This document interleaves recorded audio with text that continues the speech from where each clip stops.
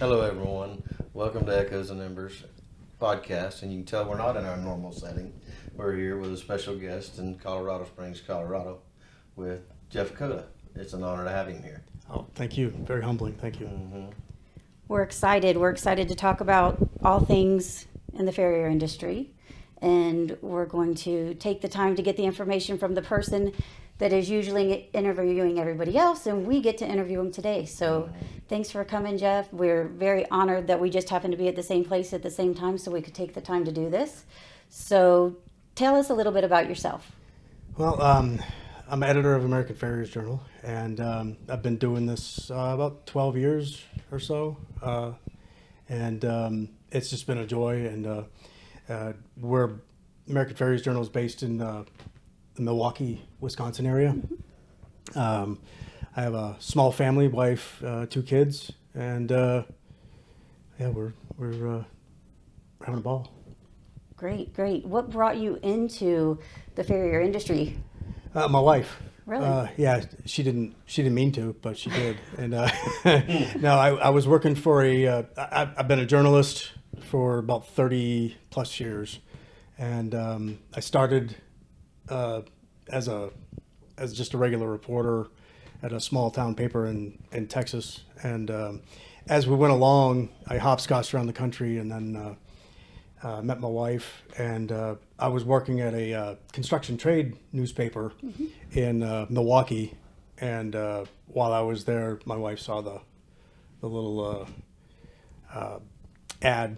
Job advertisement, yeah. For the position. And I thought, well, I don't know what I'd be doing all day. It can't be that. You can't have that much to cover. Wrong.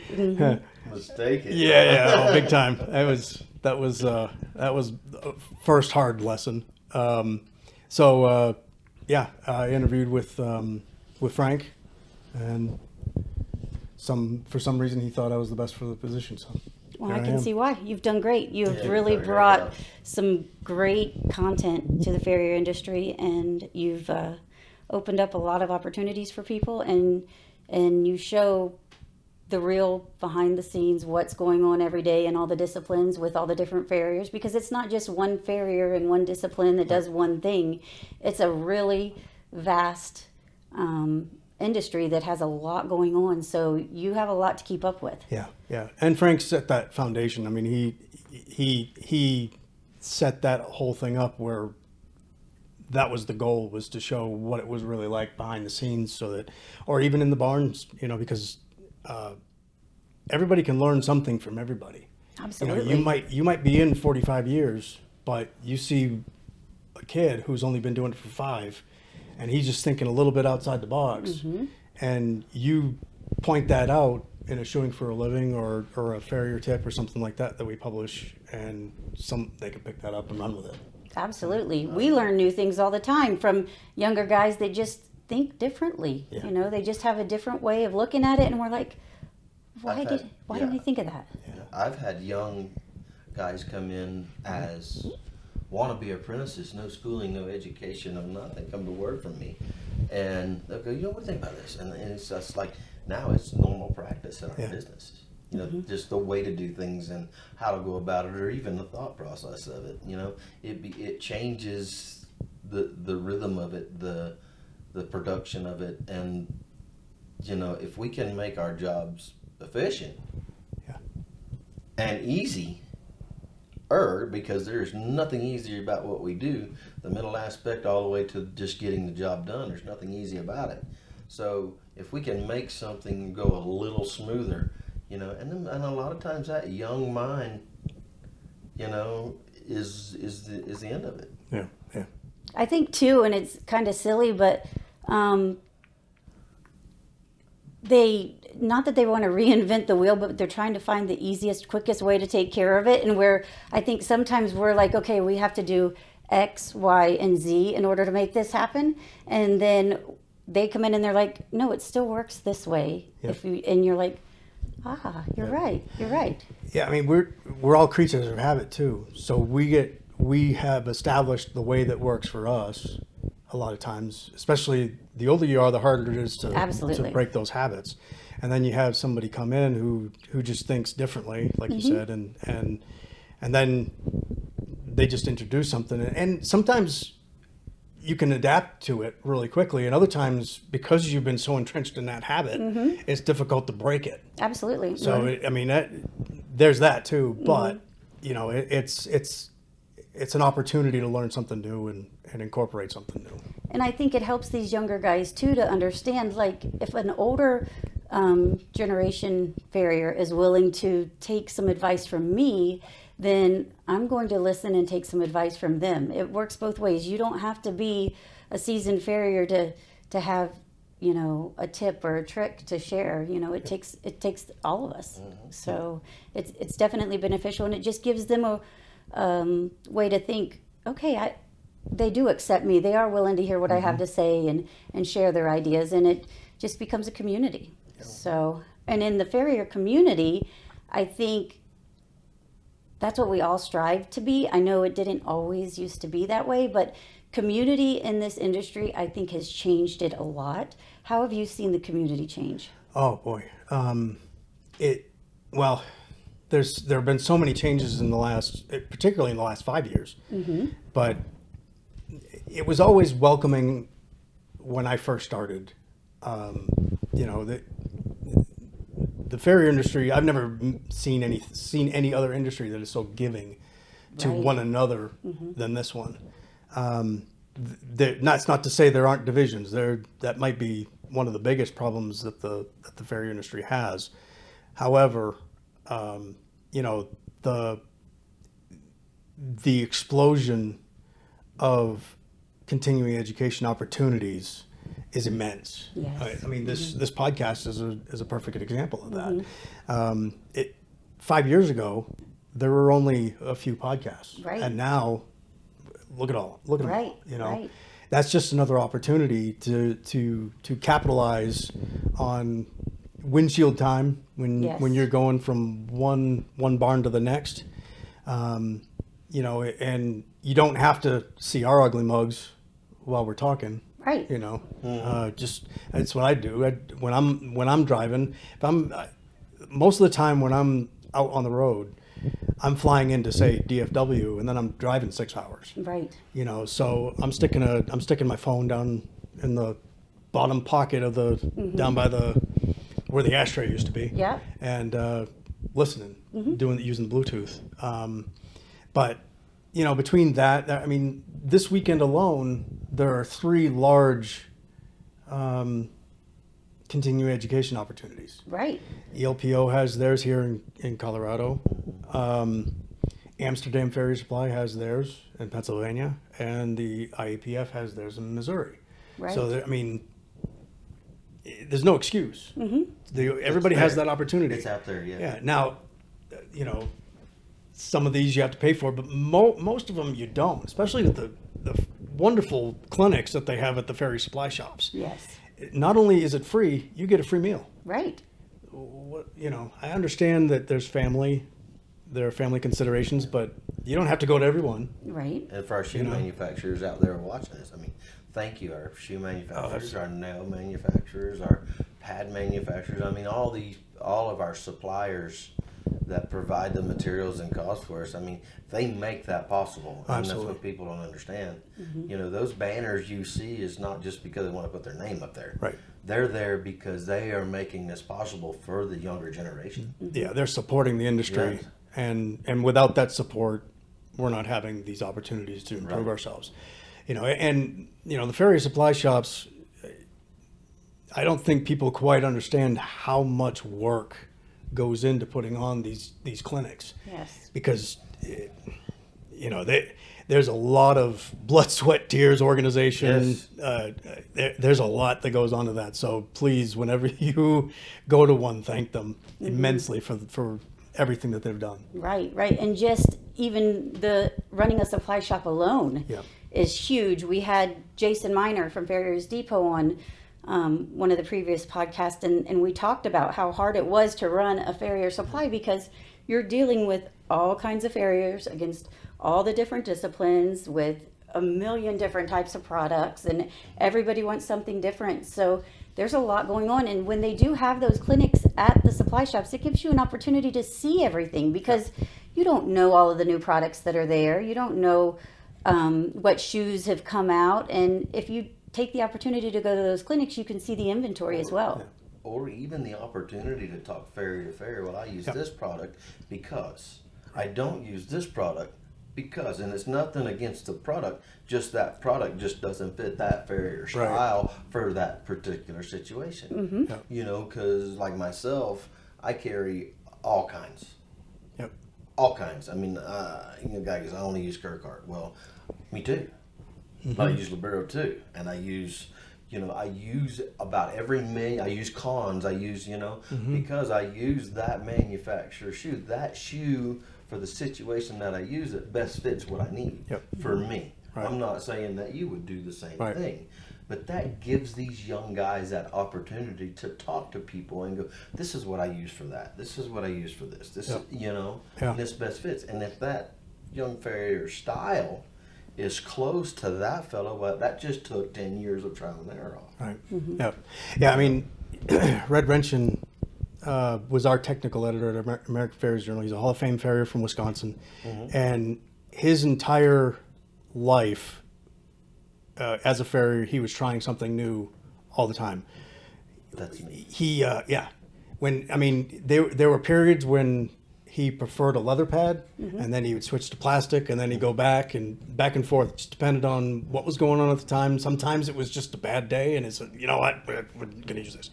You know, when he passed, he had a barn filled with unused shoeing materials, still in the box, never opened. Oh, goodness. You know, Wow. and you know, it's just, you know, but you don't necessarily want to be carrying that kind of inventory because that's just a money suck. But you know, his willingness to try different things helped him become a better farrier. You know.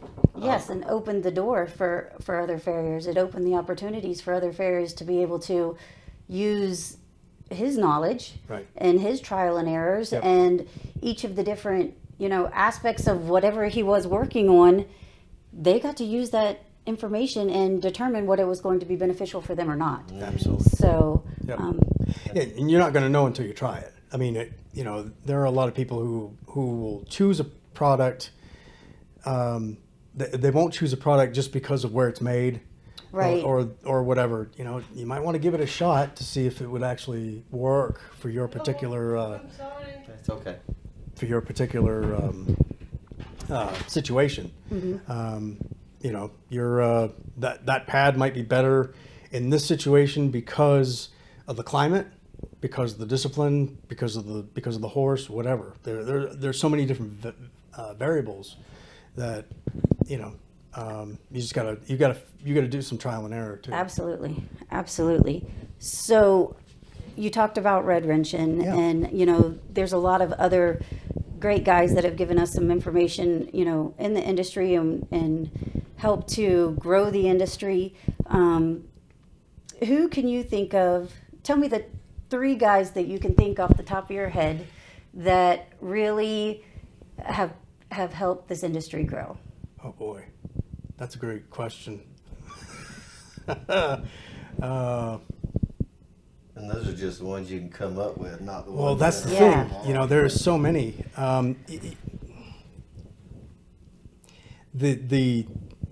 I always learn something when I let me say I learn something every time I go out with a farrier or anything like that. But it's whenever I'm around Roy Bloom or Dave Farley, something blows my mind. Right. They do something that just blows my mind. You know, and you know, there's some other people who are, I mean, Craig Trinker's another one. Right. You know, there so many people and sometimes they don't even realize what they're doing. Oh, most of the time they're they just don't. doing it, and then you're going, "Wow, I've never seen that before." Yeah, you know? most of the time they have no clue. Yeah. And you're just like, And what stewards of the industry? You know, I mean, those 3 are just huge faces and images, and they didn't intend to be. Yeah. Right. You know, they just wanted to do better. And We were just talking about Dave Farley before we started recording, and the fact of what he's brought to the farrier industry and the business side of it, Yep. and how important that is. What's your opinion on the business side of the farrier industry? Because everybody looks at the farrier industry as just going out and shoeing horses, and that's just a piece of it. Yeah. If that was it, everybody would be successful. Absolutely. You know, there are so many incredible farriers out there. The one area that doesn't get the attention it really deserves is the business end of Yes. it. Everybody wants to be a great farrier. Nobody really wants to be a great businessman Right. It's or a not fun. businesswoman. No, it's not fun. Shoeing horses is fun. Yeah, right. But the business part is not fun. Right. I mean, all right. So, American Farriers Journal puts on the International Healthcare Summit every year, and as we recognize that the business aspect is probably more important than some of the other stuff, some of the other healthcare education, just because there are so many farriers who wash out after a period of time because of a number of things, but business acumen is usually right at the top of the list. I agree. It's the reason why we do the Rising Showing Star program is so that we can encourage young farriers to keep going. You know, so Piranha and previously Victory and a few others have graciously sponsored that along with American Farriers Journal, and because between the years of 3 and 5, we see somewhere between 90 and 95% of young farriers. That's when they're going to wash out. Right. I mean, Right. that's an immense part of the population. Because they can't sustain it. They can't they don't know how, or they just haven't found the support or whatever. There are so many different variables involved in it, but the business aspect is huge. Is a Yes. huge part of that. We were just talking about how there are farriers who think that they can't charge X amount of money in their particular area because they won't. Either they don't feel like they provide that They value, provide that value. or they don't think that their customers will pay it. Well, they might not pay it, but if you don't draw that line, you're never gonna make more anyway. Right. So and the basis of all that is figuring out how much it costs to shoe a horse. Correct. If you got to figure that out first. Once you figure that out, then you can start building the profit end of Right. that. And the other guys, you know, he's so huge on a point right there. You know, my wife, she does all the business part of it in our Florida Farrier Service practice. I do the pricing and I do the set of it. But number one, my first thought is not even to what it cost me to shoe that horse and pay for help. My first one is what it cost me to get there and be able to get there every day. You know, and I think that's huge. And then that's your first part of your costs. What is your fuel cost, your maintenance of your truck, your tires, you know, coffee in the morning, breakfast in the morning. You have to think of all of that, because if we could do it all for nothing, we probably wouldn't be doing it. Right. And I think that's You know?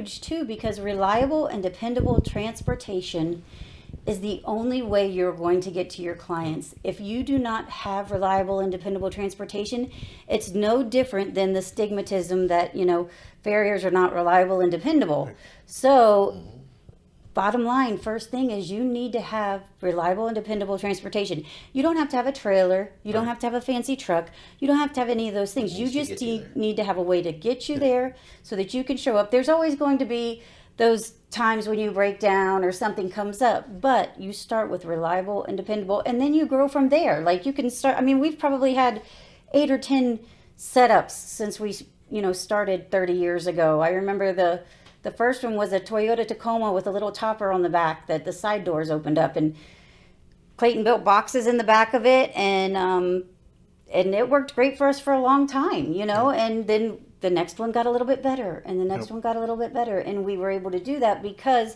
we built our business to be able to improve the way we managed our business, and to be able to provide better service to our customers. Because if we were more efficient about our work, then we were able to provide a better service. I mean, that rig was great. It worked for us. I remember we used to have to put our youngest son Lane in the side window door thingy to go in and clean all the nails out of the bottom of the wooden box because nobody else could fit back there. And he'll tell you now, I used to hate doing that. He was probably 5 years old, and we'd be like, this is your job, buddy. Sorry, you're the only one that can fit in there. And we'd stick him in that window, and he'd have to get all the old nails and shoes or whatever was in there. But if we would have started out with something really, really nice, I don't think we would appreciate each step it took to get us there. Right. And you might not have been in business if you would have gotten Absolutely something that was more expensive. Right. And, Yes, you know, yes. In this day and age, it's so easy, right? Oh yeah. These kids get out of school and they find out they can get a bank loan for $100,000 and go buy a truck and a Stonewall trailer, and they can go to Wellington and charge $500 a horse for a minute. Yeah. You know, and then they get down there and they hear all this and they can make this happen because society today is different than it was when I started and when Dave started and when Craig started. You know, we started at the bottom end of it, working on a truck on Saturdays to make sure that sucker run all week. Right. You know, these young kids now, it's easier for them because there's ways around it, and then they go, well, they do this for about a year or so, and then now they're on the phone going, hey man, can I come work for you? Yeah. Yeah, they need that experience. Because they don't have the experience and the education behind it. Yeah. Yeah, and I've seen a lot of I've seen more farriers building multi-farrier businesses, and the multi-farrier the people who work in those multi-farrier businesses generally start out fairly young, but then they're with that operation for 10 years. For quite a while. Because they might want to get out, but you know what? Someone else is doing my schedule. Someone else is taking care of the finances part of it. I don't have to deal with that. I'm just getting paid. And you know, that might be my the guys, you know, they we have a multi-fair, and my guys, man, they're like, I don't want to go nowhere. Well, we did just recently, You one of pick our me up guys. when I fall. Yeah. You catch me before I hit my head, you know? exactly. One of our guys that's been with us for 10 years, in the past month decided he wanted to move and go out on his own. And we kept saying, you know, are you sure? There's a lot to this, you know. We will help you and support you and make it work for you, but you've got to realize there's a lot to it. And he came to us 3 days, but he had given us a month notice. He came to us 3 days before it was supposed to be his last day, and he's like, no, I don't want to do this. He's like, there's just so many things involved, and when you really sit down and look at the big picture, he comes to the office in the morning, he gets a clipboard that has a schedule on it, that has everything laid out for him, all of the inventory is in the clinic, everything's there, there's no questions, he doesn't have to deal with the clients. If there's a problem with time, he lets me know. I text him and say, hey, you know, they're running a little bit behind or whatever. That alone is huge. Yeah. So, I mean, I don't have fun doing it, so Sure. I can't imagine being on the road and them doing it, you know. Well, think about the efficiency that you're affording them, Yes. Yeah. because they're not having to stop in the middle of shoeing a horse to answer a phone call and then deal with someone who might or might not be irate, Right? you know, and you having to calm them down. And then once you get that whole thing situated, that might have been a 15, 20 minute, 30 still minute got the horse to conversation. shoe. You still have the horse to shoe, but you now you have to calm down. Correct, Because yes. you've had that situation. You know, I was doing a ride along with Jason Critton up by Denver, and in the middle of the day, he was trimming the foot, and he looks up at me and he says, "Did you hear that?" I said, "No, it's quiet. It's a barn out in the middle of nowhere." And he says, "The phone hasn't rang once." Right. You know, I don't, because Dawn, his wife, takes care of that. You know, yeah. And that's huge. It is. It really is. Usually the only phone calls he gets are other farriers that have a question, a vet that needs something right then. Otherwise, they contact me and we set up a time to talk to them.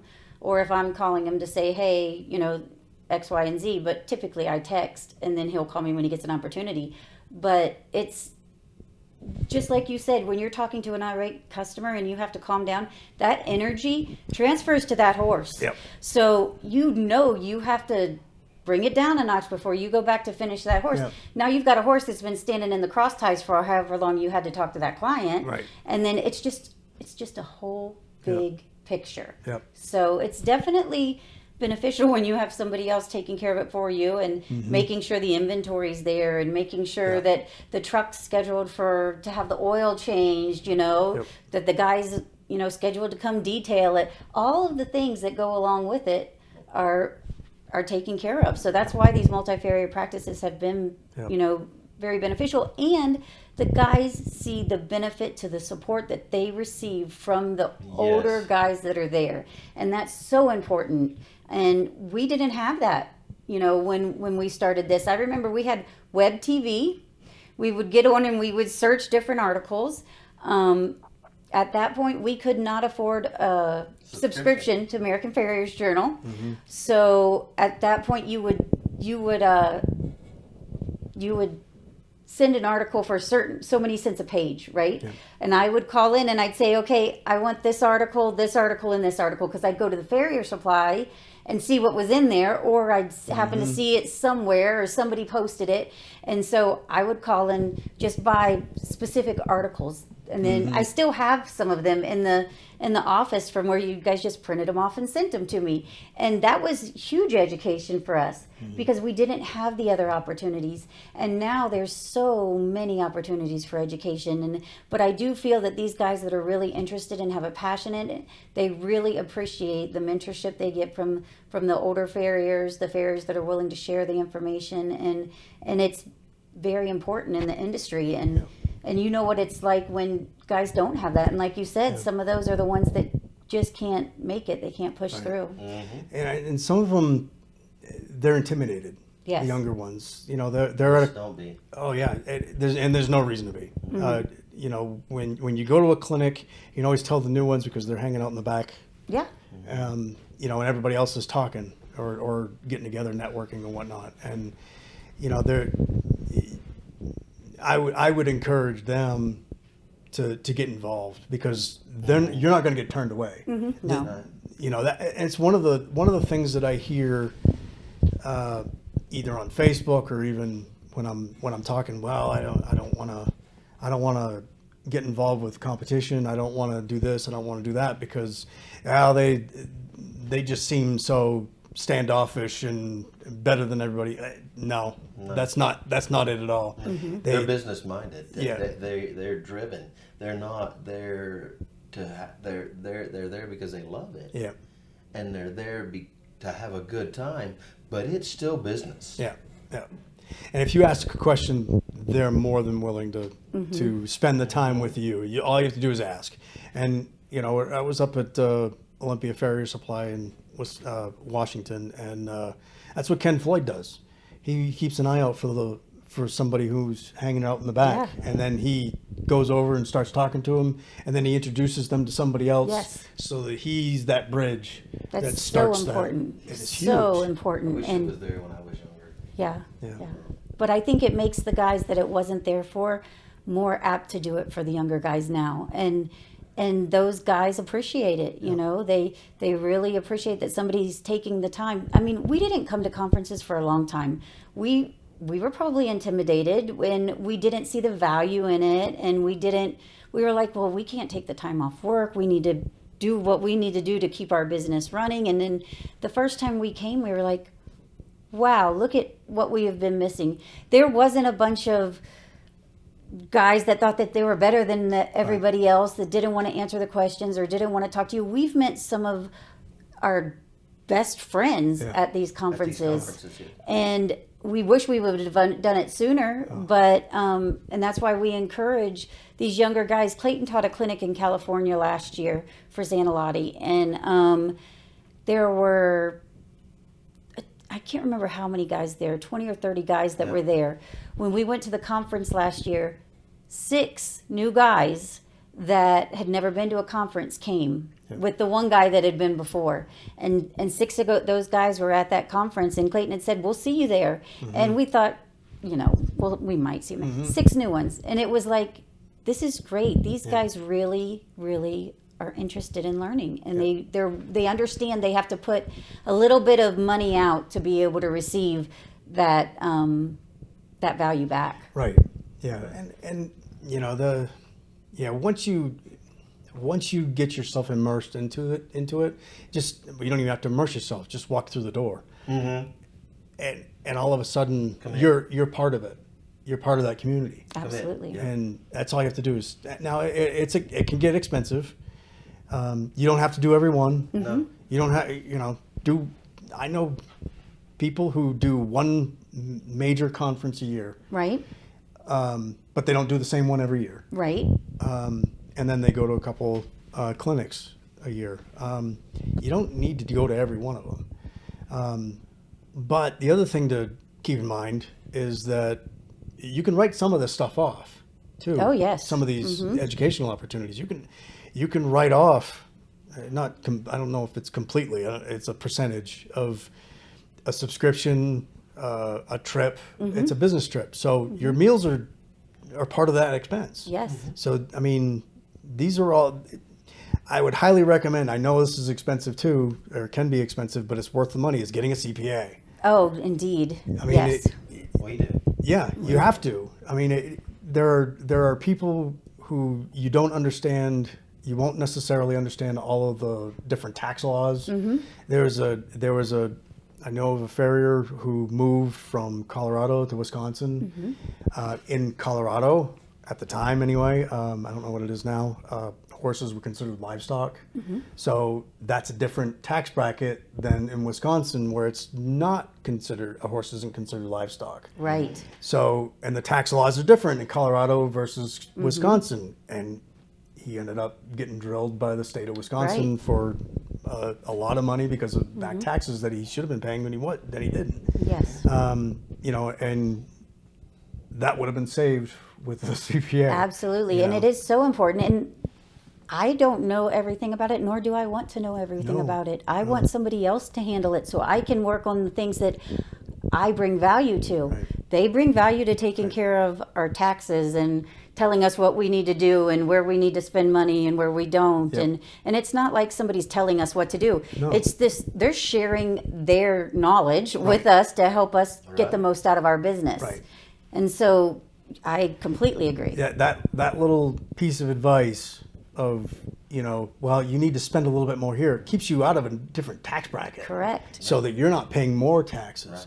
I spent some time with Danvers Child, and he likes to look at things as lanes. Stay in your lane. Yes. So he goes, my lane is shoeing horses. If someone asks me about something else, I stay in my lane, and he said it's a wonderful opportunity for me to refer someone. So now you're making an alliance with someone else. Absolutely. And that alliance will pay dividends later on for you. But it's the same thing with these other things. You're really good as a horseshoer.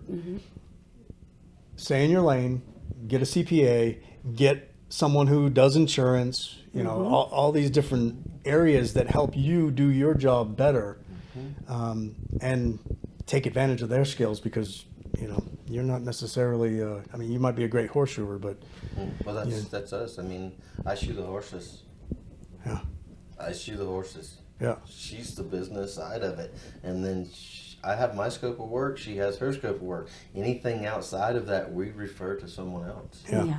I mean, I'm very lucky because she's very well rounded in the business sense. But me, if it would come to me holding money down, you can forget it. And it makes your life simpler. Oh, I love not answering the phone. Yeah. I love walking in the evening and handing her the checks or going, hey, bill this invoice out, or, Right.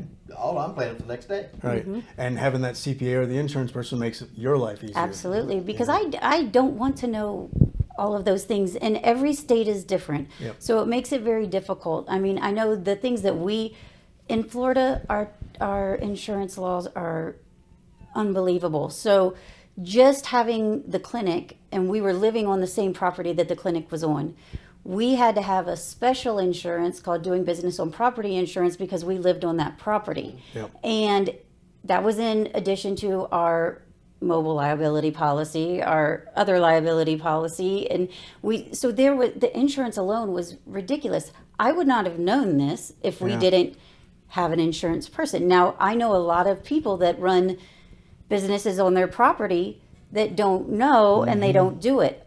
We like to run things by the book. I don't want to be that person that has to say, gosh, I wish I would have known. So my insurance person said, hey, look, this is how it works. Now we did end up buying another place to live and not live on the property anymore because Right. of the cost of the insurance. I mean, we could pay another mortgage for the cost we were paying Yeah. just for that one part of the insurance. So if we didn't have that insurance guy, Yeah. we'd have never known. Right. And but every state's different, and I really think everybody needs to develop a relationship and have someone on your team that is a CPA, someone on your team that is an Or insurance that person. goes Every county. If we were 3 miles to the north, Right. Yeah. it's a different world. Yeah. Yeah. Because we're not in Marion County, we're in Sumter County. If we were in Marion County, which is considered horse country, Yeah. there was a bit of a break on that. Yeah, and there were other insurance There were companies other that would insurance insure companies us. that would insure us. Yeah. Yeah. So Right.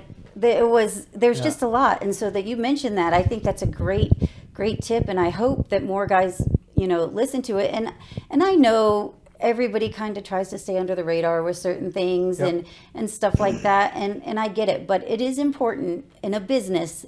I know you're just a farrier, but you're a farrier business. You need Yep. to run it like a business, because there will come a day that it will come back and bite you if you don't. Yeah. Well, I mean, I know some farriers who like to skirt on their auto insurance. Mm-hmm. So they'll do a personal. Well, they're running a much bigger truck, which comes with a much higher liability because Yes. you're doing more damage when you have that. And then come to find out, when you have that wreck, your insurance isn't going to cover you. They're So not. You got to make sure you have the right. That's right. If insurance you coverage. you can tell them, well, I wasn't headed to work. I was just headed to the grocery store. It doesn't matter. And even if you just have your trimming tools in the back, they're going to be like, You're no, working. you're working. Right. And it's happened. Yeah. We've seen it happen. Yeah.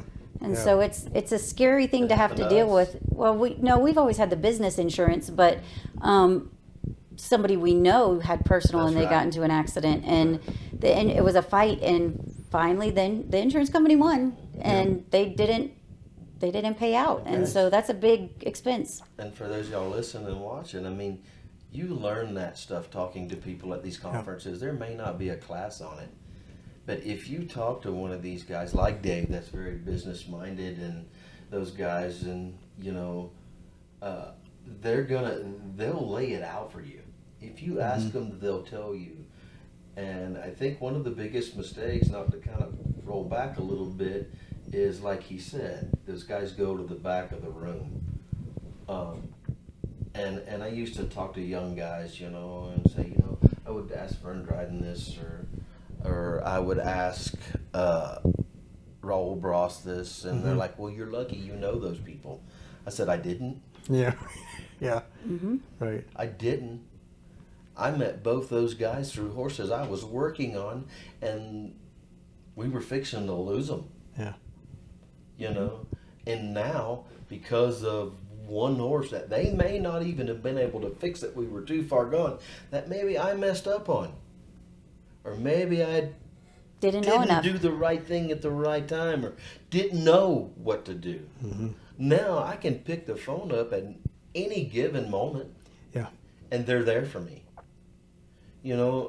Don't be scared, guys. They won't shun you because they learned the same way. Yeah. Absolutely. So the business, the relationships, all of it, they are there for you. Absolutely. And I mean, that's another person that is so huge.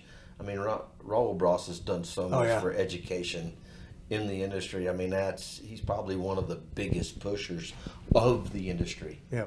Absolutely. He speaks all over the country. Most of that, he goes all over the world. Yeah, absolutely. Yeah, and the thing about Raul too is he's a great guy, wonderful guy. What I appreciate is his willingness to talk with farriers in a way that maintains their autonomy. Yes. So when he doesn't tell you how to shoe the horse, they talk about outcomes or what Yes. they want to happen, And if you're more comfortable doing it this way, by all means. It's more about the destination, not the journey.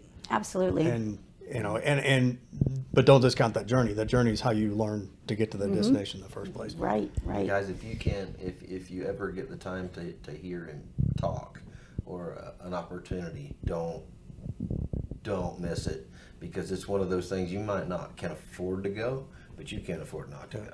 Yeah. You know, and these conferences are the same way. Yeah. And the thing too about Raul is he advocates not only for obviously for farriers but also for vets, and what he's trying to do is he's trying to bridge that gap. Yes. Because there are times he said, look, you know, I know farriers might get a little upset when a vet will say, well, I want to put a PLR on this. Well, he says he's not really telling you he wants the PLR. He's telling you that's kind of what he wants. He's telling you he wants breakover. Right. That's what, you know, and so that's the thing, is that he's trying to help people understand, other farriers understand, that there's not as much of a division as what might be perceived. And that's all about collaboration. And Right. farrier vet collaboration nowadays is so important in the industry. And we're very fortunate because we work with a ton of vets, and we see more success come out of the cases that we work on, because we do have that team in place. We do have the ability to step back and let the vet tell us, okay, this is what we're looking for and this is what we need to do. That's their lane. Right. And they know it. And then, okay, this is how we can help achieve what this vet wants to do. And that's our lane. And luckily, we're able to do that because we've made these relationships with them, and they know that we're not just going to bulldoze our way in there and say, no, this is what I want to do. This is how I'm going to do it. I really could care less that you have a vet degree.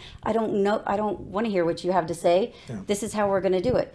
That never works out. No, it doesn't. Never, never. And we hear guys all the time, we don't want to talk to the vets. We don't want to work with the vets. They can't tell me anything I don't already know.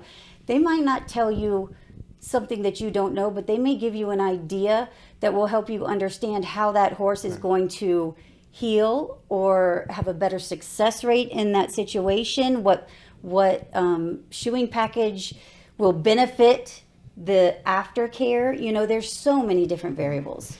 There are, and the other, you know, they might be able to tell you too that, well, they demonstrate why you need to know anatomy. as a farrier. Guaranteed. Mm-hmm. Because- absolutely. Because, you know, you might be having what appears to be a foot problem, but you're really having a shoulder problem. Yes. Or a neck problem. Or a neck problem. Yeah, Exactly. So, and generally that's not a farrier's job, Right.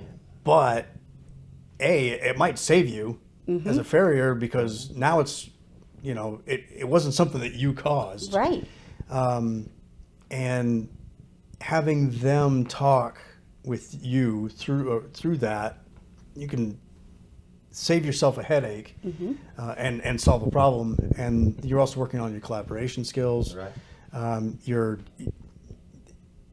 One of the other issues that we see too is farriers and vets might be talking the same thing, but the vocabulary isn't the same. Yes. And that creates confusion. Absolutely. That's one thing I do recommend young guys. Get you a veterinarian's dictionary and study it. It will help you so much, because, you know, the vets do it second nature because they have an over $300,000 education that drills it in them. And for them to become a veterinarian, they have to know it. They have to take their morals exams. They have to take their exams. They have to pass it. They have to do their finals on it. They have to know it. Well, it's being drilled in them, or their money that they threw into that education is not any good Right. if they don't pass those exams. But guys, if that vet comes and talks to you and he starts using those terms and you don't quite understand it, well, what do humans do when we don't understand it? We get defensive, right? Right. I mean, that's human nature. That's what we do. If we understood it, what those terms are, what they mean, and how to talk the language, well, guess what? That may mean a lifelong relationship with a Right. veterinarian. That veterinarian may be one of the best vets you ever worked with, but because you have that knowledge and it's key, that same information that he's giving you, you understand, you may not want to work with another veterinarian in your area. Right. Yeah. Where without it, you may never want to talk to that person again. And there's so many things online to help you learn those things. I mean, there is no reason that you can't learn the anatomy. There's no reason that you can't,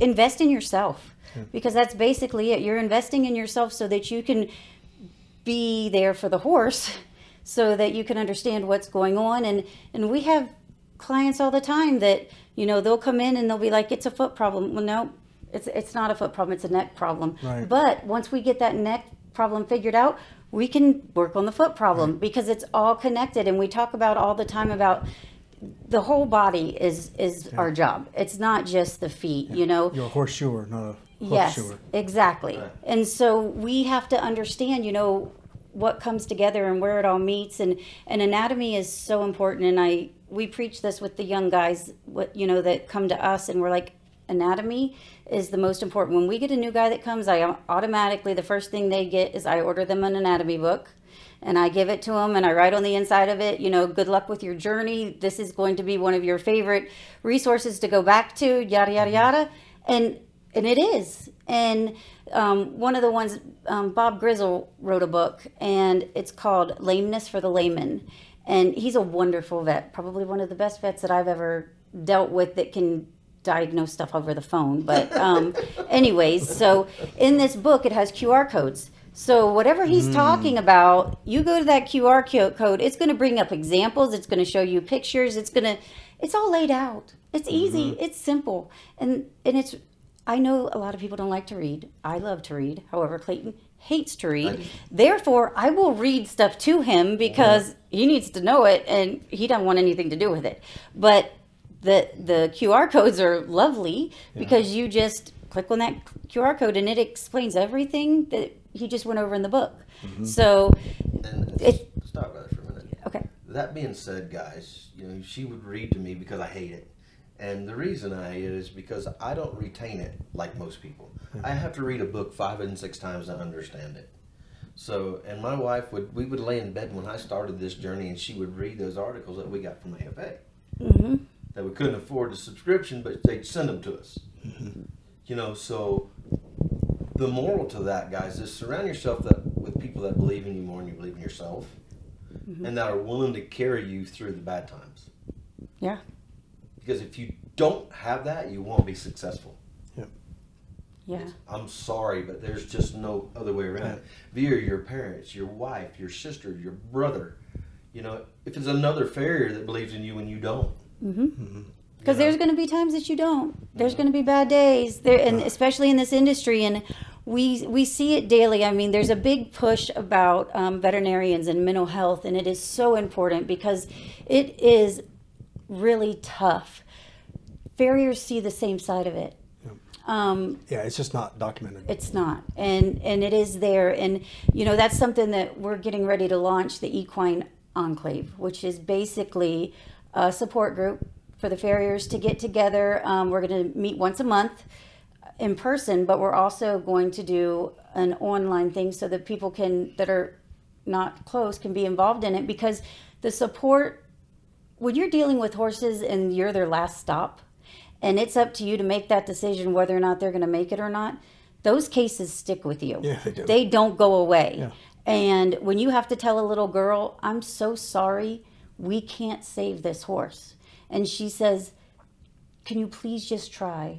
Do what you can do. Now, there have been cases that we would have sworn, we would have bet money there was no way they were going to be saved. And those horses are out running barrels. Now, we have one that we did a case study on in the American Farriers Journal, and that horse is running barrels. And Clayton said, we can't do anything. And the mom said, what do we have to lose? Try something. Well, golly day, that horse is still running. And, other ones too, but those cases stick with you. And the ones that you cannot help, they don't go away. And as farriers and humans, we don't know how to deal with that. No. We don't understand it. And when you don't have somebody there that has been in the same position, it's hard to even be willing to to understand that you are dealing with it. Like Right. you don't want to accept it. Right. And so I think the support groups, just talking about your cases and your daily cases and things that are going on, and how you know deal with it, and how just having somebody to say, hey, am I crazy for thinking this? Am I wrong that, this is affecting me like this? Or am I wrong that I really just don't want to deal with laminitis cases ever again? Right. There's a big need for it. And I think the veterinarians, they've done a great job of pushing it and the need for it. And I feel that in the farrier industry, there's a definite need for it too. And these podiatrists, man, guys that aren't podiatrists, take your hat off to them. It's a tough They have both sides of it. industry, both sides of it. And I used to say, man, I wish I'd have gone to vet school if I'd have known where my career was going to go. And I've said it time and time again. And then now I look back, man, the what those guys and women as podiatrists carry on their shoulders. Mm-hmm. A lot of us say we wish we had, but once you've truly seen it, it takes a special person to truly want that. And the demands are huge. And the demands are huge. Mm-hmm. The demands are huge. The average podiatrist, I've looked it up, I figured it out, and there's really no statistics on it. Just by talking to them, 50%, 100% of what they work on, there's no hope.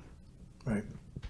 100% of the referrals they get, unless they have a client, they just do routine stuff and something happens. But 100% of what they get referred to them, guys, listen to these numbers, are guaranteed no more. Right. They're guaranteed. The vets have give up, the farriers have give up, and not one, several.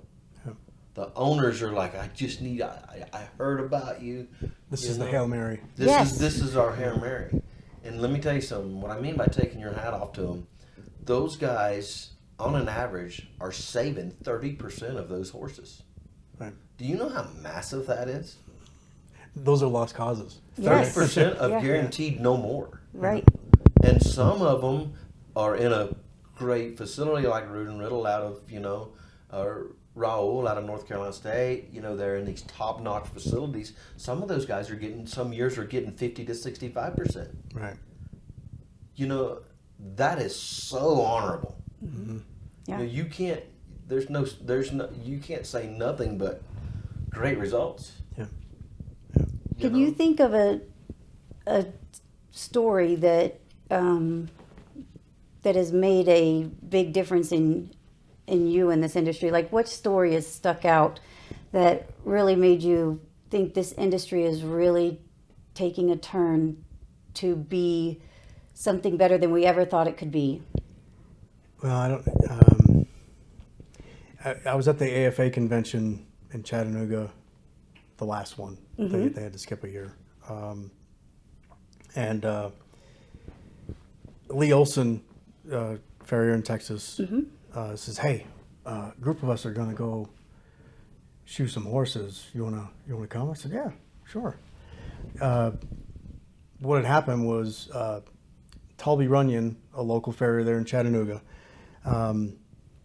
had a medical issue and he couldn't shoe the horses. It was pretty serious. He couldn't move. I think he had a stroke. I don't remember. I'm sorry, Talby, if I can't remember. But he was in the hospital and couldn't move. So he hadn't been able to do these horses, and Eric Gray agreed to come up because he was. I'm trying to remember where Eric's from, but it was another state. Right. It was a bit of a journey. He would come and take care of the horses. Well, it just so happened that the AFA convention was there in Chattanooga that year, so a group of them. I mean, when I say a group, there was 25 or 30 guys got together and took care of an entire barn in an hour and a half. Wow. And and Tully was well enough to be there, but he just couldn't shoe horses, Right. and he was just overwhelmed that all these guys would come to. And most of these guys didn't know Tully. Didn't know. And that's just a microcosm of the industry. I can't tell you how many times I've heard stories about a farrier got hurt in Montana, and another farrier in South Carolina who didn't even know him, jumped on a plane, flew to Montana, did his horses, turned the check over to him, flew back, and did that all on his own dime. Absolutely, and that's what this is about. I mean, we've seen it. We had a young farrier, Levi Kuhn. He lived close to us, and he had 3 girls. Well, a 4th baby had just been born. No, or maybe she was pregnant. I can't remember. He was in South Carolina working in a tree, and he, I believe, fell out of the tree and he passed away. He had a heart attack. Yeah, he had a heart attack and he passed Young away. guy. And here's this mom with 4 girls that they had the best life, you know. Everything was normal. They were up at their property there. Everything was great. Well, all of a sudden their world turned around.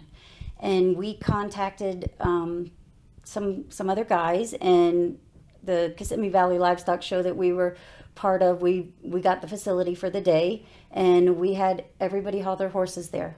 So everybody that hauled their horses there, we had guys there to shoe them for the whole day. We did a silent auction. We did a lunch. All of this. It took the whole community.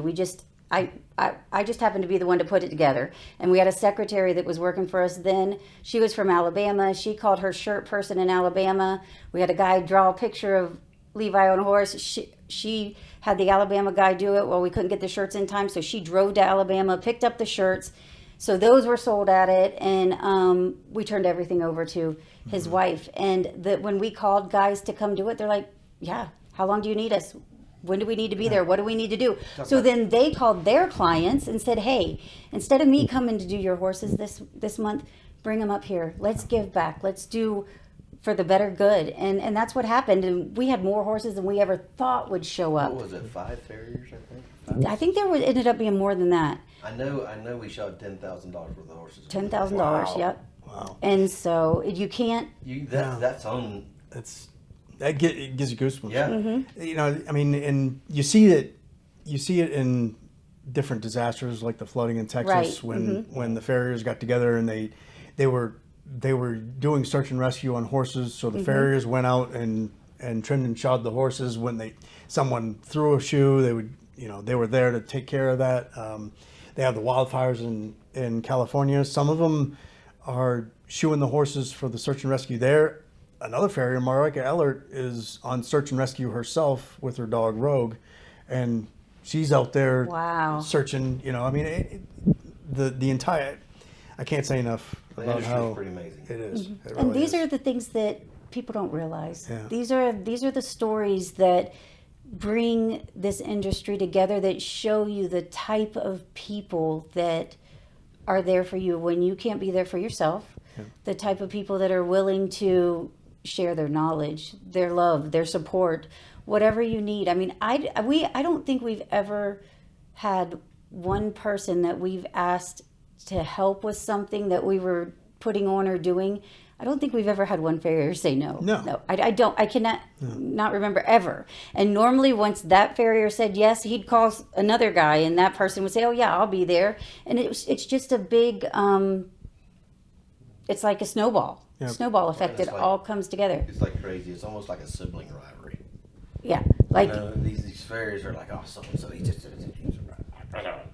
And then so-and-so gets in trouble, gets hurt. Guess who the first one was calling? yeah. The one that was bellyache about him last week. Yeah, exactly. Yeah. And you can bellyache about him, but nobody else better Nobody else bellyache better. about him. It's that whole brother Yes, sister thing. yes. I can say this about my sister, but you better not. That's right. It's And a family. It is. It is a family. It is a family, and I don't know of another industry that is like that. No. I just don't know of another one that's like that. So we're pretty fortunate to be a part of it. And you mentioned the American Farriers Association. How does the American Farriers Journal is there a relationship between American Farriers Journal and American Farriers Association? I know they're two separate entities, but do they come together at any point? Like, I know they collaborate, but Yeah. it's not two businesses that are together but separate. Right. Yeah. I mean, at one time we were the official publication of the AFA, and I think that's where a lot of confusion comes from. Right. But we still have a great relationship with the AFA. We we have a standing agreement where they come to the summit every year and they do the written exams, whether you want to do it for the certified, the tradesman, or the journeyman. So we always have them there to do that. You know, and we have a booth swap agreement. You know, because we want to support each other. Right, you know. right. And so you know they're a great resource, just as the ELPO is, just as the NAAP is, IEPF. They're all great resources for the farrier, and and don't forget the state chapters either. Oh, absolutely. The state chapters might be, because they might be even more important because they're in your backyard. On a Correct. smaller level. Yeah. Tighter nick. Yeah, but And easier to get to. sure, absolutely, and you know, they know what your challenges are because they're there with you. Your But- environment's the same. Exactly. There's so many variables that in a different area, they're not dealing with the same struggles. And I think that a lot of people don't realize that something that the guys in Texas are dealing with isn't something we're dealing with in Florida. Wow. And a lot of people are like, Florida is just a very different environment. Like absolutely. it's an I mean, for example- unbelievably different environment. For example, Texas's dry season's in the winter. Yeah, Ours is in the summer. Total different. So your state chapter is going to be able to help you a lot more as far as the environment. The key things that affect you daily, the state chapter is definitely going to be beneficial. yeah, you're a member of that state chapter, and you get hurt. You reach out to the president, secretary, treasurer, whoever. They're going to get the word around, and they're going to help you. Guaranteed, You yeah. know, and that's just one example. You know, at the same time, the national, the larger national ones, they provide stuff too. I mean, some of the deals that you get as a member of the AFA is just mind-boggling. Right. You know, I mean, and you get a deal on John Deere tractor Right. through AFA. Right, I mean, right. come on. You know, and so every organization has their own perks Yes. that help. You know, I mean, you're with the AFA or the IEPF. They have the Injured Farriers Fund. You know, there are all kinds of different things that are really important, and I highly encourage anybody to get involved. And they all in work those. well together. It's not a competition. It It's shouldn't be. not right. And I know like there has been confusion in the past. You know, of people we've talked to. Well, the American Farriers Journal is just the American Farrier Association magazine, so they only report on the stuff that has to do with the American Farriers Association. I'm like, no, they're two separate things, completely different, and that's why I wanted to mention it, Right. because there is a confusion there. There So, American Farriers Journal is going to report on all of the things. We don't have not- any bias Absolutely. toward any organization, and that's important because, you know, we're not going to shy away from publishing an article that might be contradictory to the way one organization might look at the way you trim a shoe or horse. Yes. You know, so, you know, and that is one of the challenges because I get more complaints about, oh, you shouldn't publish that because that's this, that, and the other thing. And it's like, well, that's the way Right. some people do horses, and it's not harmful. Right. So right. it's just a different tool for your toolbox. Absolutely, and that's what it all is. And being non-biased too also is kind of a glue that brings all of them together a little bit here and there to where when the certain things do cross over, it doesn't turn people's heads. Yeah, yeah, and that's important with the different things that go on in the farrier industry that some people might not know about. You know, I mean, one organization might know about it, but another organization might not. For example, the farrier exemption in the Model Veterinary Practice Act. A few years ago, that exemption was omitted on the proposed Veterinary Practice Act. Well, what's important to understand is the farrier exemption keeps farriers operating legally. Right. And so, in other words, it's exempting farriers from being accused of practicing veterinary medicine. Yes.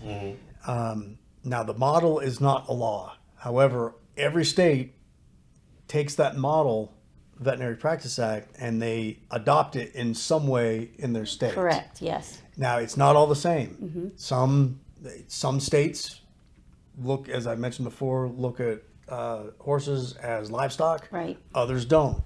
So when you start looking at that, that's a whole different way of doing business. Absolutely. I mean, if you're in Texas, and they look at horses as livestock, you have far more latitude to do things with the horse than Absolutely. you do in Wisconsin. And Or we've Florida. talked about Or that Florida, before, right. you know, with our guys, our friends in Texas, you know, I'm like, we could never do, even down to if we tell somebody how to shoe a horse, it can come back on us Yeah. huge. Like they'll say, well, Clayton told me that I needed to do A, B, C, and D. So we have to be very careful about it. In Texas, it doesn't matter. Oh yeah. So they have so many exemptions or possibilities. I'm not sure which, but Yeah. it's definitely different. Yeah, I mean, in those states where, well, not all states, but in a lot of the states that look at horses as livestock, you know, you can use the thrush Yes. medication without batting an eye. In other states, you can apply it, but that's only because someone isn't looking over your shoulder, Yes. you know, and reporting you, and you know, so thankfully in 2019 when that was the proposal was omitted, the farrier industry rallied, and they Yeah, it was a big there were several public commentary sessions around the country, and the AFA, the IEPF, and a few other organizations really hit those to express why the farrier exemption is so important. That worked. They were able to have that reinstalled. Now, more recently, it was just passed again, but there was 3 years of delays. Right. And there were a number of different things that caused those delays, but one of them was the farrier exemption. They were going to try again. But not only that, there was discussion about farrier licensing. Yes. So if you get rid of the farrier exemption, what happens? You're no longer able to shoe horses in the way that you are accustomed. Correct. You are now what they want to do at that point is stick the farrier under the vet, so that there are three different classifications for that. It's direct, indirect, and I forget the third one, where you're under the supervision of the vet. Right. Right. So that's the danger. And then they went a step further and they were talking about licensing. That's why that's part of the reason why it took 3 years, you know, and it's not supposed to take that long. Right. Right. To pass the model. And Dr. Frank Riley, a veterinarian in Pennsylvania, found out about it. He was on the IEPF board at the time. This was in 2022, I believe. And so he went to the veterinary AVMA and said, look, we really got to talk about this because this isn't going to be good. And on top of that, it's going to put more on the vets. Yes. You know, no, the vets don't want to shoe horses. No. The vets I work with were screaming. They're like, I am not shooting a fly. Right. So and people aren't going to be able to afford it if I do it. right, and on top of that, if they fall under, my guess is that more often than not they would be doing the indirect supervision. Yes. So basically, the vet has to be in the know with those particular horses, but they have to be available by phone. Yes. And for the paperwork, they Right. have to document everything. Right, absolutely. So that's a headache for the vet. Yes. Vets don't want to do that. No. But there is some segment of the veterinary population, for whatever reason, they want to remove that, and it's not unlike what we've seen with teeth floating and chiropractor and all these other situations. They're looking to keep it under their umbrella. Yes. And that's so they the, can make money off of us pretty much. and that's the thing, you know, all of these organizations help to champion for the things that we need in the Yep. farrier industry. They are there to work for us, and each association has a special part of it. Like, Yep. and some of them work towards one thing and not the other, but whatever they're working towards is going to benefit the industry. Right. So I think that's important for everybody to understand. So, you know, we talked a little bit about teamwork and everybody being a part of the wheel, the collaboration. What do you feel the horse owners bring to the table? How important is it for farriers to educate the horse owners? Oh, it's incredibly important, but it's also important for the horse owner to be able to want to want the education. because they, a lot of times, I mean, well, you've probably seen it. The horse owners, they're holding the horse and on the phone. Oh, yes. You know, and they're not paying attention to what's going on, and the horses On their or- hoverboard. Oh, for I the got kids. one that was playing video games on her Right. hoverboard and holding the horse, and you know the horse Wow. jerks backwards Yeah. on me, and you know the horse gets in trouble, and she's like, "Oh, you just got after my horse," and I'm like, "Yeah, because you're not, doing what you're your supposed to do." Yeah. All that stuff. I mean, it's the work that they should be doing in between farrier visits for thrush. Absolutely. You know, it's cleaning out the foot. You know, how many times I can't tell you how many times I've heard it, and you've probably seen it, where you know the horse is just off. Well, did you pick up the foot? See if there's anything going on in there? Well, yeah. Well, then you pick it up and there's a big rock, you know, Yes. nature's frog support stuck between the two branches, or there's a nail. A nail. You know, I mean, you know, it's really important that the horse owner get involved. Pay attention to how the horse is moving. I mean, the good riders, and this is not to say that all horse owners are like that. Don't get me wrong. There are a Right, lot no. of great horse owners. A lot of the great horse owners, they're riding the horse, and the horse is just off a little bit, doing this, and that. You know, and that's valuable information for the farrier to be able to. Okay, well, let's watch. Let's see him go a little bit to find out what's going on, and your ability to see that stuff just blows my mind, because I'm sitting there watching. I mean, I can see something, but I don't know what it is. Right. I can just see that there might be the stride is just off, and I can't figure out what it is, and then I'm sitting there, I'm standing next to a farrier. Oh yeah, well that's the right hind, and the left is the bipedal. You know, I don't understand how you see that. I would love to learn how to do that, but Yeah. that's an looking. eye. That's It is an looking eye. at a horse all the time. It's an eye, and honestly, me, I didn't get it. You know, I was like you when I was younger. You know, and I got to where I learned it when I started shoeing sport horses. When I started really getting involved in sport horses, and I learned it listening to the trainers. Those trainers, you know, would be like, put your left leg in, move the shoulder, move the shoulder, move the shoulder. And she goes, he feels lame, right? Yeah, he's not right, he's not right. And then they would move the shoulder and they go, there it is. And then you watch the shoulders relax. Yeah. And the hind end engage, and you're like, Oh. Light bulb. light bulb. You know, when you see it in front of your eyes, Yeah. and them go, yes. Well, that's not even a lame horse. Right. That's just the little bit of what that horse needs to do to be balanced and right. Yeah. Well, then when you learn to see that, lameness is like, Yeah. you know, it's like huge. Yeah. And what happens is what some of those horses are so subtle, like you say, you've not looked at hundreds and hundreds and hundreds and hundreds of them. Right. And I've looked at hundreds and hundreds and hundreds with a vet in my ear Yeah. or a trainer in my ear saying, look at this, look at this, look Yeah. at this. And then all of a sudden, the small stuff looks huge. Yeah. Right. That and being a rider, I think, too, Yeah. brings a lot to it. So I think that has a lot to do with it.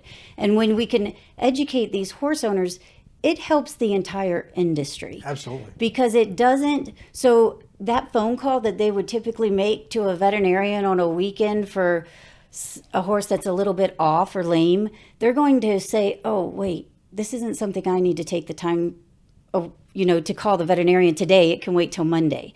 Or just how to pull a shoe. Yeah. I mean, that's we have always been huge in education and educating our horse owners. We are very fortunate with the clientele we have, and we always have been. We've been very lucky. And they know how to pull a shoe. They know how to find a digital pulse. They know what they need to do. They know how to wrap for an abscess.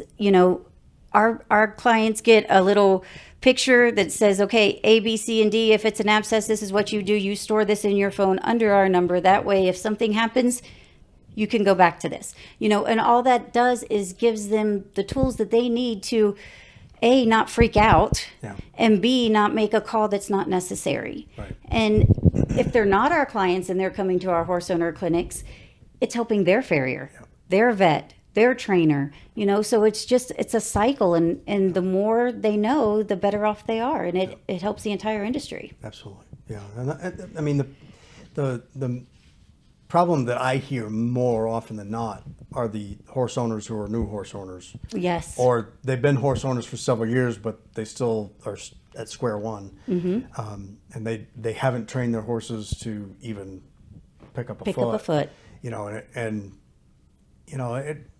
That's so important.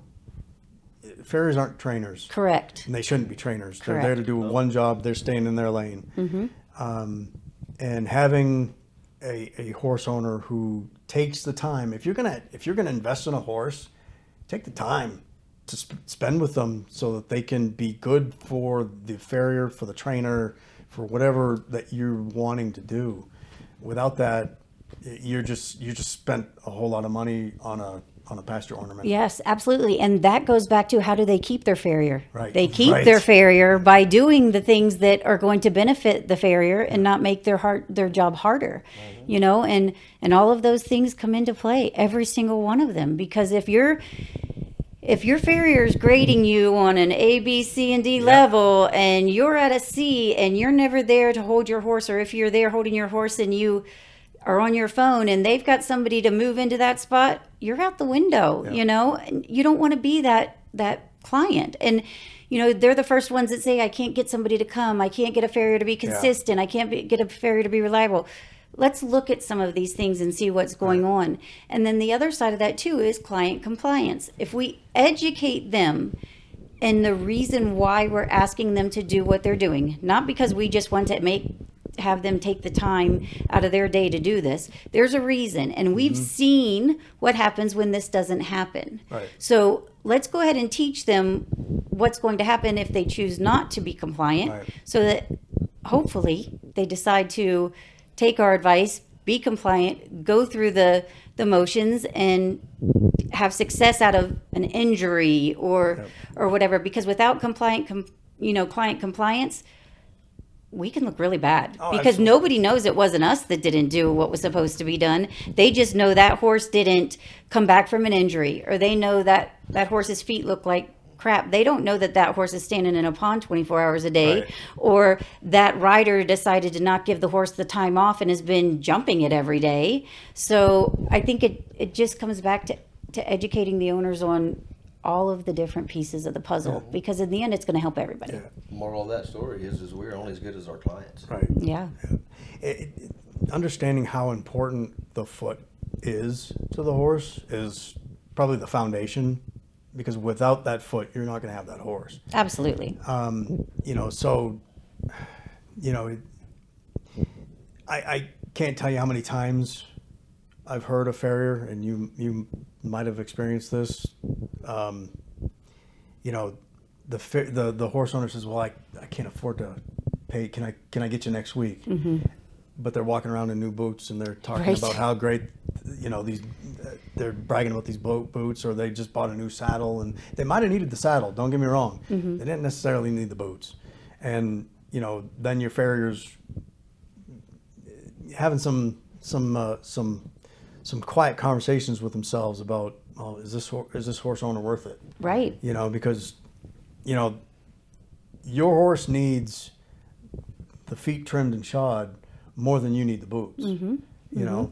And I mean, without that foot, you might not have that horse anymore. Yeah, and it's not your farrier's responsibility to give you a discount or pay for your hobby. Right. You know, Right. that's something that you chose to have, therefore you have made it's your responsibility to That's what I was maintain gonna go them. with that, yeah. It is not your farrier's responsibility to give you a discount or to charge less or to finance your shoeing bill because your priorities are somewhere else. And unfortunately, sometimes a farrier does have to make a decision Right. and say, you know, this just isn't working out. Maybe it's time for you to find another farrier. And hopefully they get the memo, and with that next farrier, they change what they're doing. The other part of it is farriers talk. Yeah. These clients think that farriers do not talk to each other. Even if we don't get along. Even right, exactly. Even if you don't get along, you're going to call and say, "Hey, so and so hasn't paid their bill," or "Hey, I saw on Facebook you're going to go do so and so's horse." Well, I just dropped that client because that horse kicks like crazy, and I know you have a bad back. Please don't go there. Yeah. Not because we don't want you to have the work, because we are concerned for your safety, and the client's not going to give that information. They don't offer any of that. No. So Very few of them. yes, farriers talk. And I think one of the misconceptions of young farriers is they pull into these places where there's 40 horses, $1 million trailer, $1 million semi, Maserati sitting in the front yard, and they're like, man, what a good account. And then these people they'll spend $200,000-$300,000 on a horse, or even $1 million for a horse, and $1 million rig, and $1 million that, and they have it all, right? But they don't want to pay you more than $150 to shoot a horse, Right. and they think because that's the account that these people got that kind of money, and they put this kind of money into what they do, that they're going to pay for their horses. Man, there's a lot of them out there that want to show you what they have, but they don't want to give you their money, and you're self-employed. It takes a lot of money to run your business, and those kind of accounts, it's going to cost a lot of money, guys. Yeah. It's going to cost a lot of money to keep those horses going and up and going. So, and most of the time they have trainers riding them, or they have exercise riders keeping them conditioned, or even just a groom that takes them to the hot walker every day. Those horses are going to be a little higher maintenance because they're doing a little more work. And if they don't want to pay you what you're worth to do it, I don't care how fancy the place is, or how nice it is, or how well maintained it is, or how easy they schedule. If they will not pay you what you're worth, it's not worth having. Right. Same thing with group discounts. Yes. Yes. You know, you No still such have to thing. do the work. You still have to do the work, and it's no less work. You know, and Bob Smith said something at the summit a few years ago. You know, he was told the story about George Washington. George Washington was a surveyor before he was president, and he surveyed a property for someone in England, but it was there in the United States, in the colonies. It was before the United States, and the guy questioned his surveying. He said, "Why does it cost so much money to do this?" He said, "You only did so many stakes." And so he itemized the bill. I don't remember the number of stakes, but let's say it was 325 stakes, and it was like a very minimal amount. And he said the knowledge to know where to place those stakes was like 99% of what the cost of that bill was. That's what the Absolutely. farrier is. Absolutely. It has nothing to do with the shoes, has nothing to do with the nails. Right. It has to be the knowledge to be able to place that and make it so that your horse is sound. Absolutely. Oh yeah, and I tell clients all the time, well, you're expensive. You know, those shoes cost the same. I said, you're not buying the shoes. No. You're buying the 30 years of me tuning this. The body's going to crap, but this is still going in that direction, regardless of what happens to the body. Right. Yeah. So either way, that's still valuable. Right. If I pass it on to the next guy that comes to measure horses. Yeah. So And that's a trap that the young farriers will get into.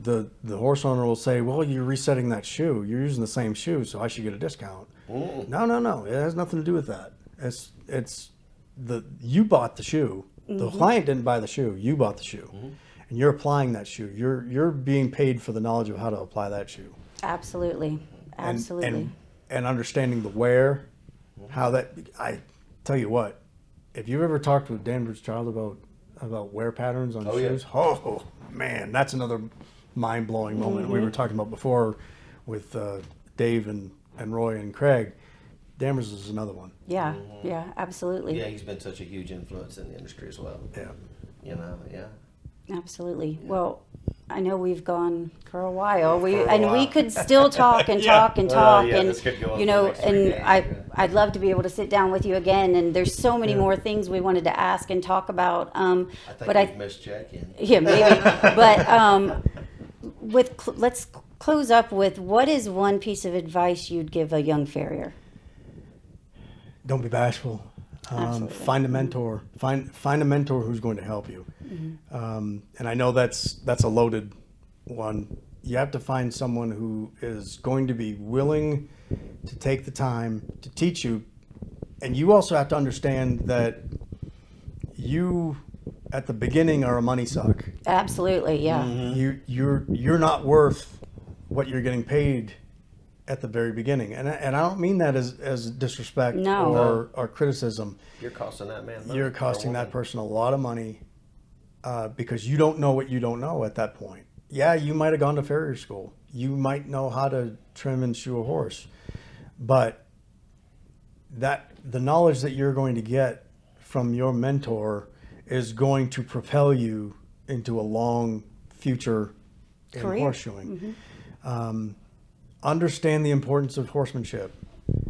If you don't understand the horsemanship, you're going to end up in a hospital, and you might end up in a hospital anyway. But the point is that understanding horsemanship will extend your career.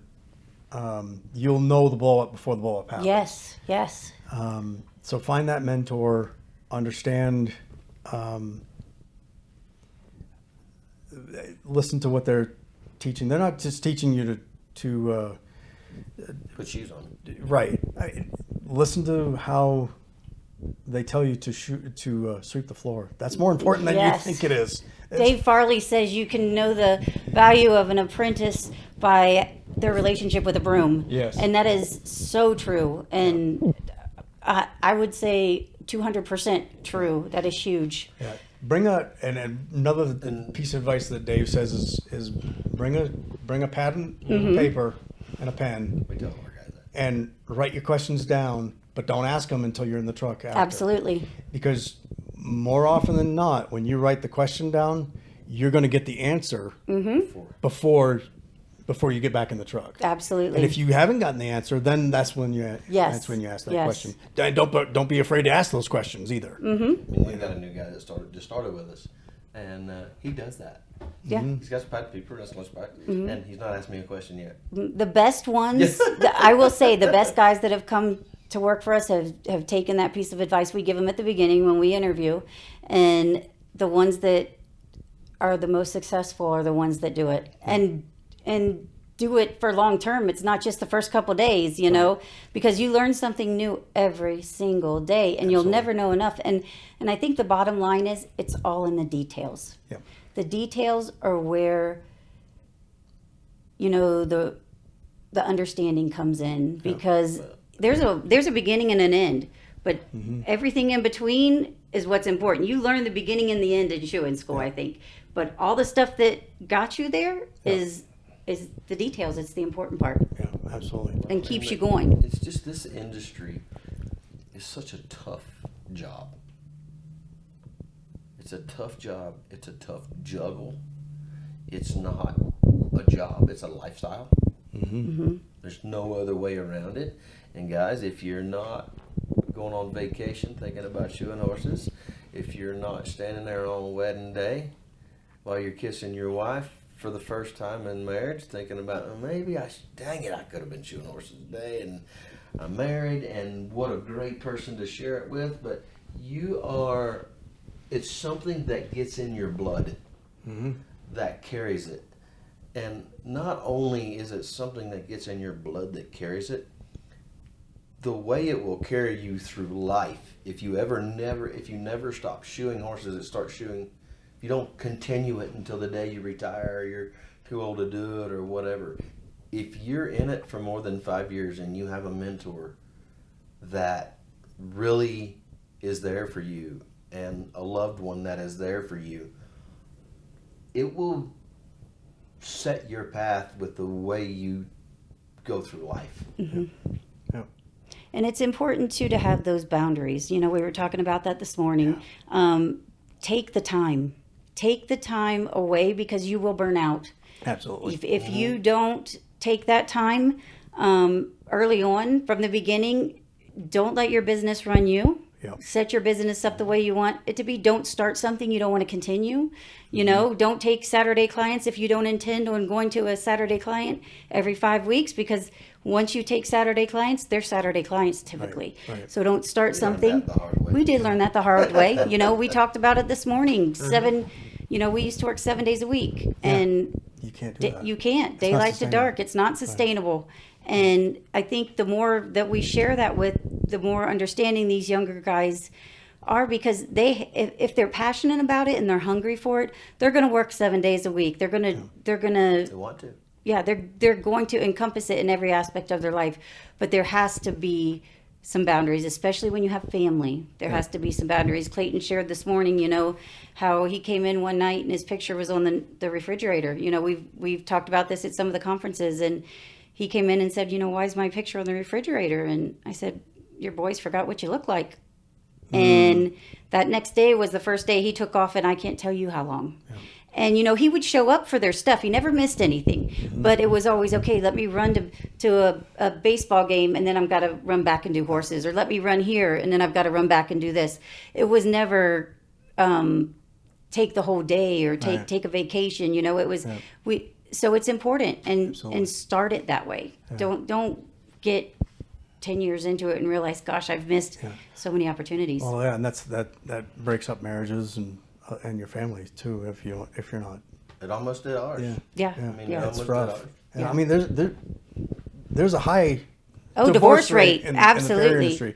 So take that time. The other thing, I was out with Jason Usry in Virginia not too long ago, and he has 2 phones. Mm-hmm. One's for business, one's for personal, and he told me the story that he saw another Farrier with the second phone. He goes, "Why you got a second phone?" He goes, "Best decision I ever made." Mm-hmm. That second phone, you can shut off.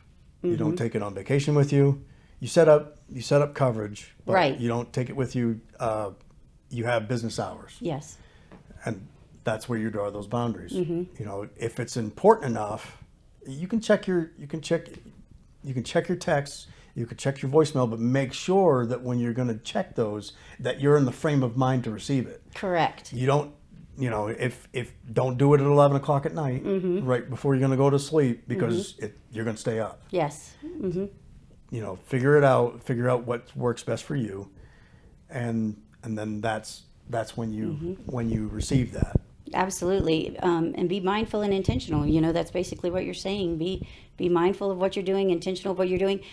Once you text a client back at 10 o'clock at night, they're going to expect you to text them back. Yeah, that you're setting those expectations. Same thing on the weekends, like you mentioned before. Yes, absolutely. You're setting those expectations, and it's not their fault that they don't know. Yeah, you've made that decision to do that. So if we can teach these guys to start, work backwards, make the beginning of your career the way you want your end of the career to look like. You know, don't do all of these things that we've all made mistakes doing. Learn from it, and set your business up the way you want it to be set up. Yeah, when you're talking with your clients about these boundaries, because you should have that conversation. If it's an emergency, call a vet. Right, absolutely. You know, I mean, yeah, you might be able to avoid that vet for them in some situations, but you know, if it's really an emergency, call a vet. Absolutely, I agree. And the other hard thing is we provide a service for a lot of people's hobby. We provide a professional service for a huge majority of the horse industry's hobby. No, I'm pretty blessed. We shoot for a lot of professional riders, where if they call us on Saturday, it's bad. Mm-hmm. Yeah. You know, but most of the time we get phone calls. Most of the clients, most farriers, they get phone calls from people that are off on Saturday. Oh, he's not walking real good, you know, or this. And you've got to learn to teach your clients to go, hey, if you think it's that big of an emergency that you need to call me on Saturday, you probably need to call the vet. Mm-hmm. You know, and that's tough because, and that there it again, it goes back to educating your clients before it turns into something. Yeah. Yep. You Set up business practices. You know, have those in place and share those with your clients, and let them know, you know, because they do see their horses at night and on the weekends, right? When we don't want to be called. So they need to understand when it's really an emergency and when it's not. And, you know, you always get the calls, well, do you work Saturday and Sunday? No, we don't work Saturday and Sunday. Well, those are my only day off. Well, those are our only day off too. Right. You know, so don't be scared to say that. Yeah. You set it. It's not your responsibility to make sacrifices for somebody else's hobby. Right. So yes, you're there to provide a service, but you're also there to have a healthy, happy life. Yeah. You want to provide a healthy, happy life for that horse, and you need to provide one for yourself. Yeah. Because at the end of the day, if you're not happy with what you're doing, you're not benefiting that horse anyways. And you're going to go to that client and be not happy. And, you know, we had a client that we went to every Thursday for years, and we thought, you know, we had to keep her, couldn't get rid of her. And our youngest son's 27, 28 now. Probably 3 years ago, he's like, do you remember what Wednesday nights were like in our house? And I'm like, huh? And he's like, I used to hate Wednesday nights. And I'm like, why did you hate Wednesday nights, Lane? And he's like, because we had to go to such and such client on Thursday, and the house knew that that's where they were going on Thursday, and nobody wanted to go there, so everybody was grumpy the night before. And I'm like, I never knew that. I never recognized it. We all knew we didn't want to go there. And he's like, the child notices. He noticed. And it was just so funny that he brought that up. And he's like, do you want to know the other thing that always happened? And I'm like, sure, Lane, share it with me. I'd love to know. And he said, every time you guys thought you had to keep a client and you were worried about losing them, when you finally dropped them, a better one came along. And I'm like, okay, yeah, you're right.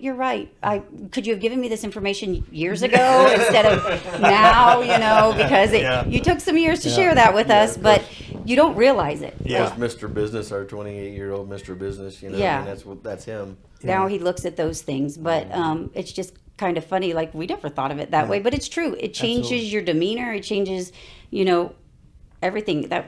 It taxes your mental health. It taxes your marriage. It taxes your family. You know, and then there are certain clients where you can charge them till you like them. Yes. Mm-hmm.